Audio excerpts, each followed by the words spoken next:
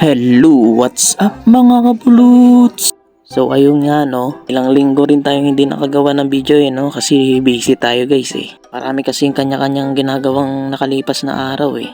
Kaya pagpasensya nyo na guys, bawi na lang kami next video. Ang lulutuin ko pala dyan guys ay chicken curry. Syempre no, mag-isa muna tayo ng bawang. Sabay isunod natin ay sibuyas. Syempre, maglagay rin tayo ng luya pang patanggal ng langsa.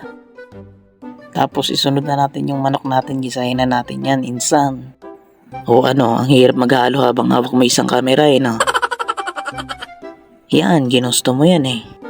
Naglagay na rin tayo dyan ng paminta guys, mga 2 pirasong balot lang. Sabay, imekos-mekos mo muna yan, insan. And after that, ilagay na natin yung carrots tsaka patatas natin. Tsaka maglagay na rin tayo ng isang sakong asin dyan guys. Tansya-tansya na lang natin yan guys. Tsaka maglagay na rin tayo ng condolence dyan guys. Sunod ilagay na natin yung curry powder natin.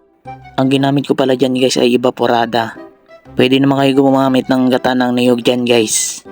Pwede mo naman gamitin yung gatas guys eh. Yung evaporada lang gamitin nyo guys. Nakadepende na lang yun sa inyo guys kung anong gagamitin nyo. Kanya-kanyang trip lang yan sa buhay eh. Ayun guys, kumukulo-kulo pa lang oh. Masarap yan guys, promises. Naglagay na rin tayo dyan guys ng pampadayang lasa, chicken cubes. Tsaka maglagay na rin tayo dyan guys ng bell pepper. Tsaka maglagay na rin tayo dyan guys ng siling haba pang party lang. Ayun oh, solid talaga guys, napakasarap niyan. Maiksi lang ang video natin guys, kaya hanggang dito na lang tayo. Kaya salamat sa panonood. Peace.